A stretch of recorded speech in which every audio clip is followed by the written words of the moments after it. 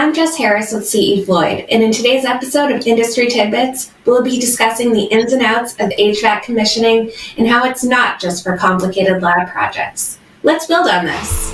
Welcome to Industry Tidbits with our host, Jess Harris,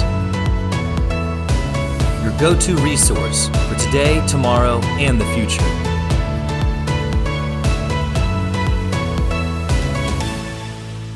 Welcome to today's episode. Today I have Chris MERRICK with me. He's the pre-construction manager at CE Floyd. Hi, Chris. Thanks for being here today. Hello. Yes, thanks for having me. It's great.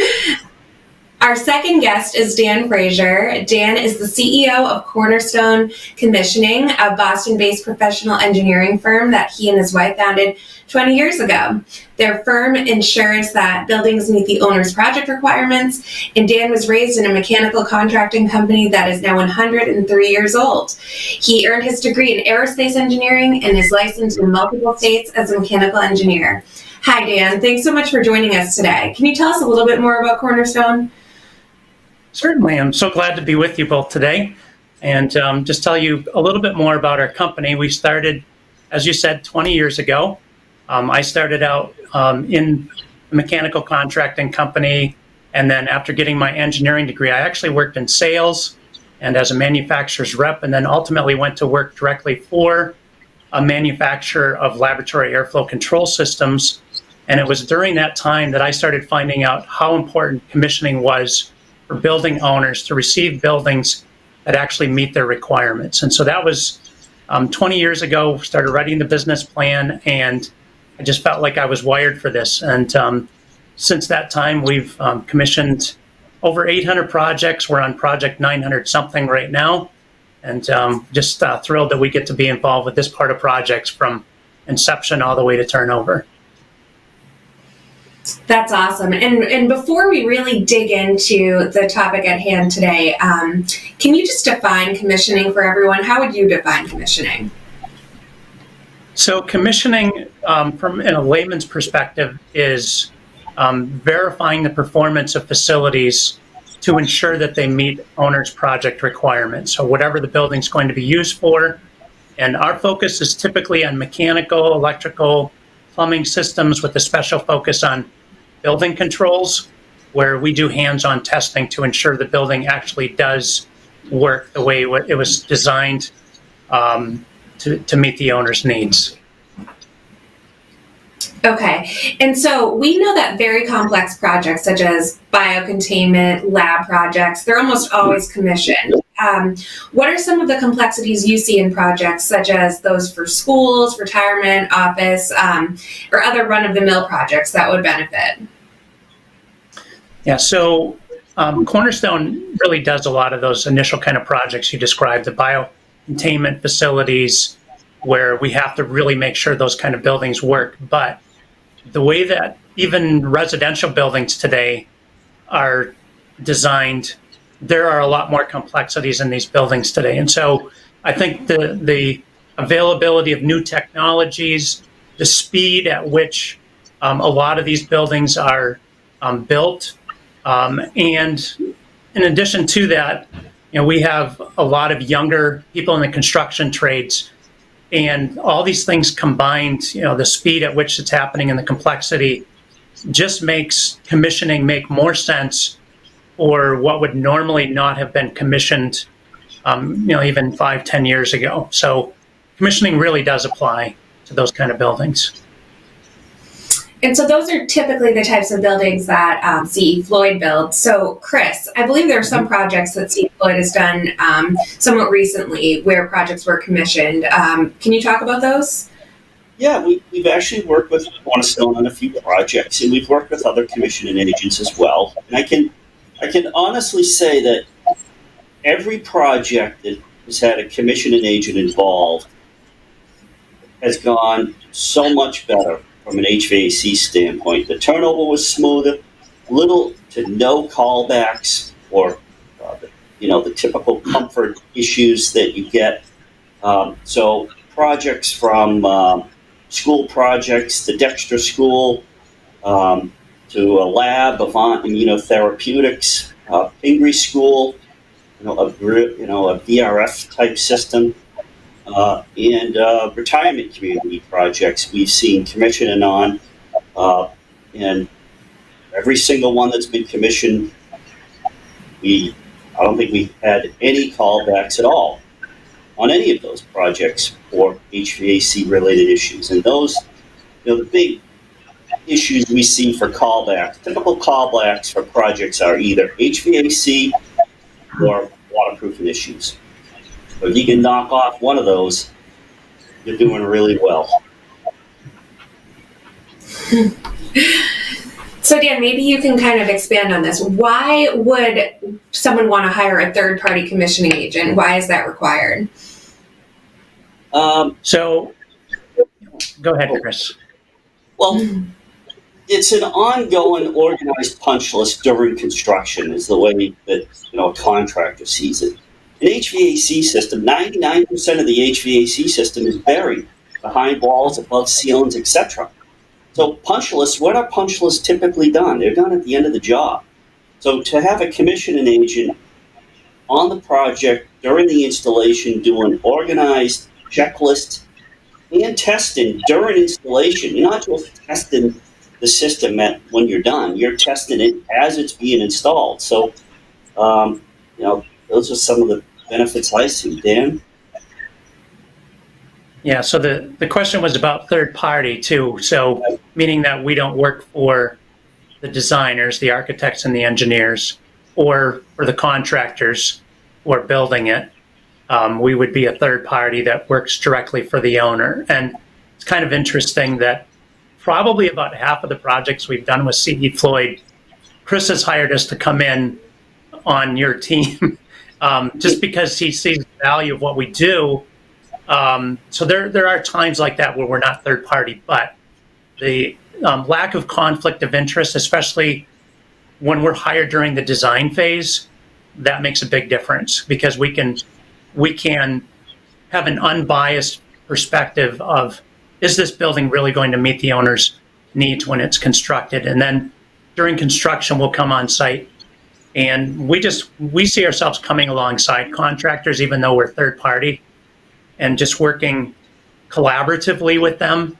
But being third party is sometimes a requirement by contract, but it's just generally good practice for us to be third party, where we're not being forced to not say something because then this person's not going to want to pay us if we get, make them have to fix all these problems. So that's where the third party typically comes in for commissioning.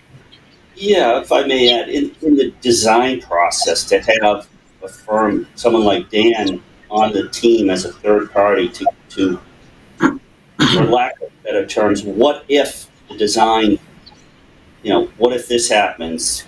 What if this capacity too much? Is it too little? We don't have the expertise for that.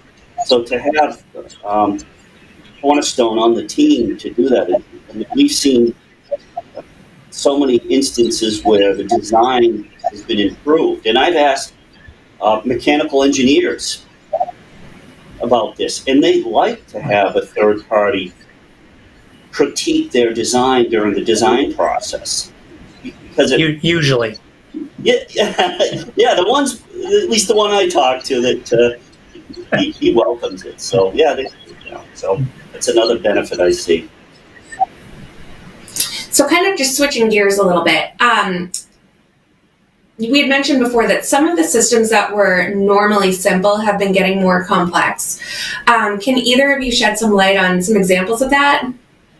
Well, one project we ran into, the lighting system just turned into a whole different level of complexity than the owner was expecting, both from code requirements, but also special permit requirements from the town, that they just needed such a high level of control with integration into the HVAC system that it really took a lot of us by surprise.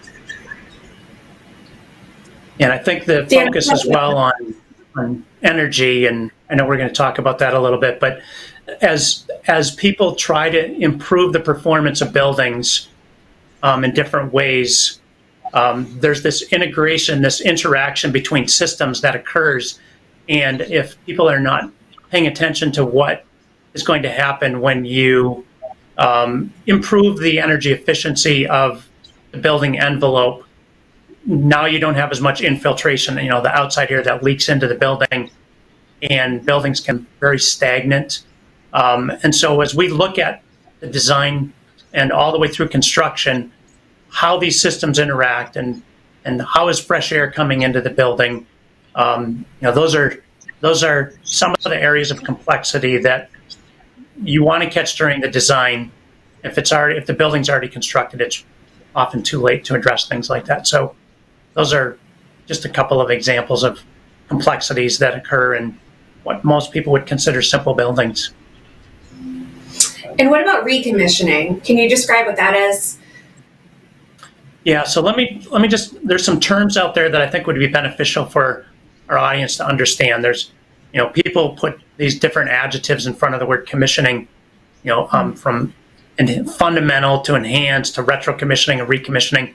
So fundamental and enhanced commissioning are usually connected to a program that comes out of the U.S. Green Building Council called LEED for Energy and Environmental Design in Buildings. And so they'll have fundamental commissioning, which is prerequisite. You cannot have a LEED certified building if it has not been commissioned with fundamental commissioning. Those are just kind of the basic tasks related to commissioning. And then there's the enhanced, which means you're going to be doing additional functional performance testing, putting together a systems manual, coming onto the building site 10 months after it's been occupied during warranty, verifying performance. Those are some enhancements that you can do for commissioning, which are usually inherent on a lot of the laboratory projects we do. And then retro commissioning is typically about existing buildings. And then recommissioning is just like it sounds. It's commissioning a building that's been commissioned before, but buildings change over time, systems degrade, building envelopes break down, and you just want to recommission. And some projects that we do have a requirement that recommissioning is done every year, like on biocontainment facilities. We do annual performance verification on those. So that's what recommissioning is. Yeah, and I'd like to go add ahead, to Chris. that. Some of the, a lot of the owners we work with, private schools, etc., they have a less sophisticated maintenance staff, but yet they have a sophisticated building control system.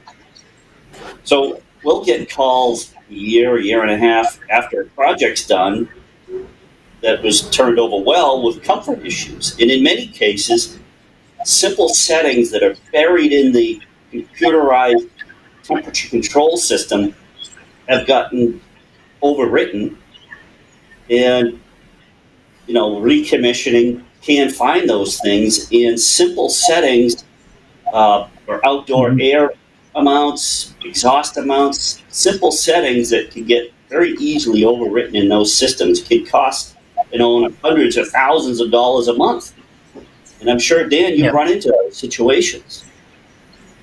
Oh, certainly, yeah. We had one project where it was a very large building, and it was a mix of laboratories and offices and conference center. It was a gorgeous building. And one summer, it got really hot. It happened to be in Virginia, and they had never had to use all 5 chillers on their system. But this one day, the 5th chiller had to be brought online, and when that 5th chiller was energized, it shut the whole system down.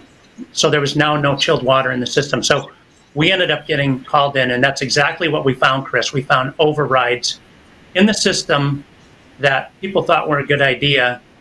And so we ended up getting hired to come in and reprogram, work with the programmers at the Institute. And by the time that was all done, not only did all 5 chillers run just fine and stage on and off with the pumps fine, but the beautiful testimony about that project was the owner saved over $1 million in energy costs that next summer compared to what they would have had that not been done, just because of how the chillers were staged on and running at a more efficient level.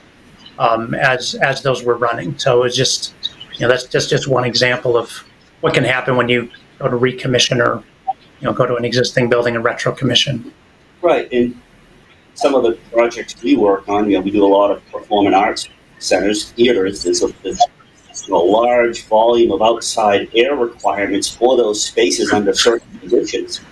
And if those certain conditions get overwritten, you may not save $1 million a year, but you're going to save thousands of dollars a year, and that'll certainly more than pay for a recommissioning effort.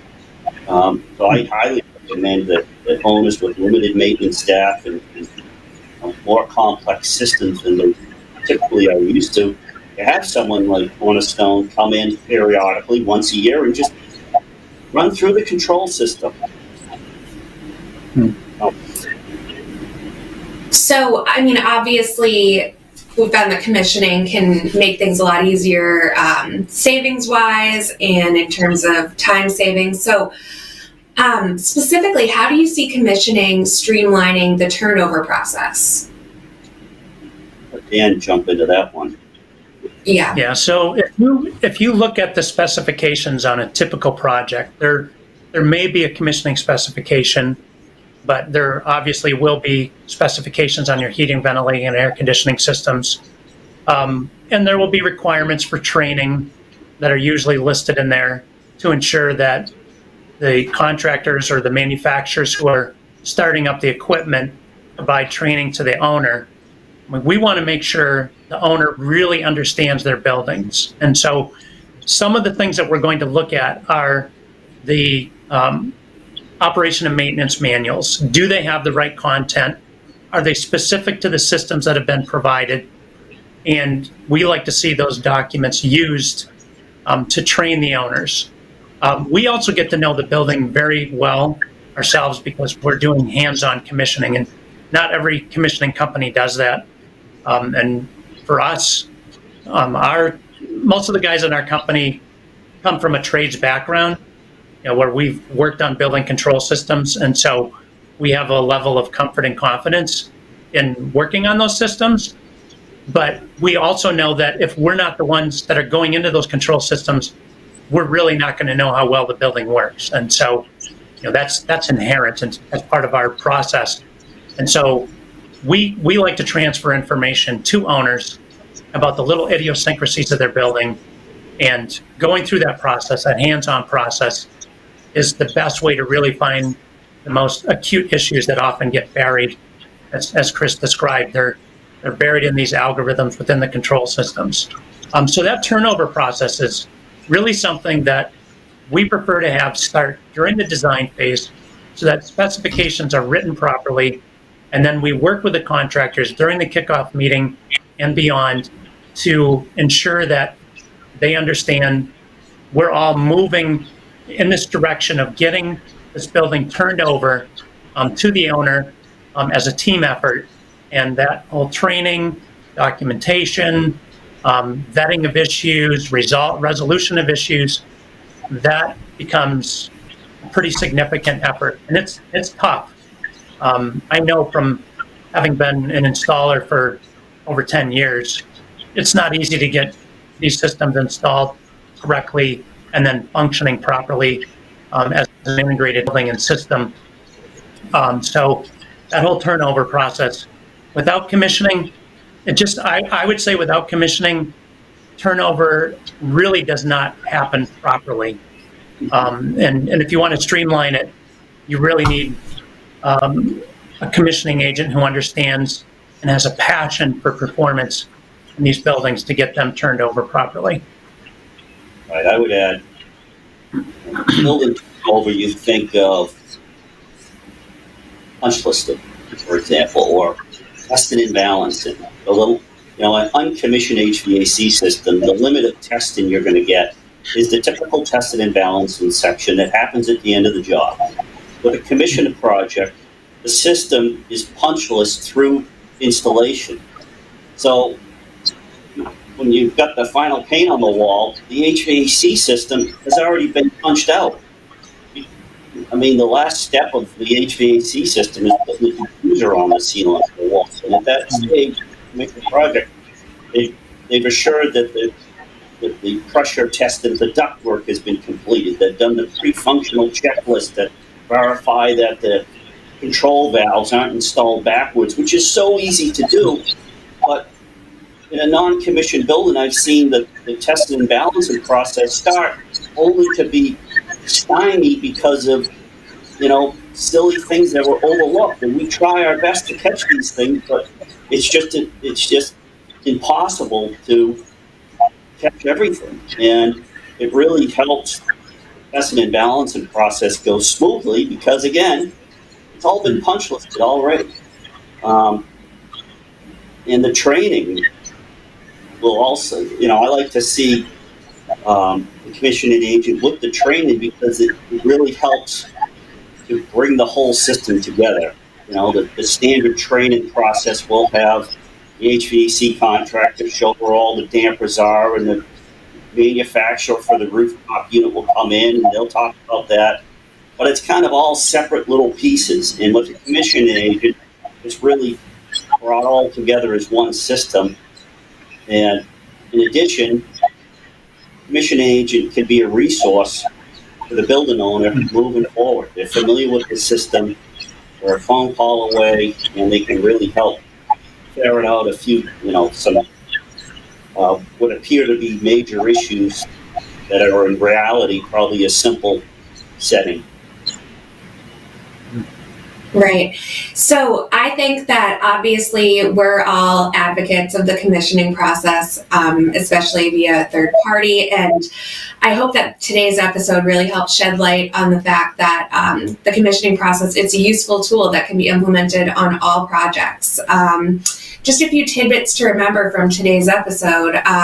There is more to commissioning than people first think. Commissioning is not just for lab spaces and ultra complex projects. It can be done and should be done on any project if possible. And a thorough commissioning process through construction and turnover will result in fewer post-occupancy issues. So it really helps everyone in the long run. So Dan, we really appreciate you being here today with us. Chris, you as well, of course. Dan, if people want to reach out to you, what is the best way to contact you? Yeah, so you can learn about us on our website at cornerstonecx.com. That's Cornerstone, C as in Charlie, X as in X-ray.com. And you can use the email address that's on there, or mine is dfrasier, DFRASIER at cornerstonecx.com. And we'd love to talk with you about your project and see how we can help you ensure that it meets owners' requirements. Awesome. So thank you everyone for tuning in today. Like, share, and follow us for more amazing industry tidbits. And we'll have more episodes coming up. Let's build on this.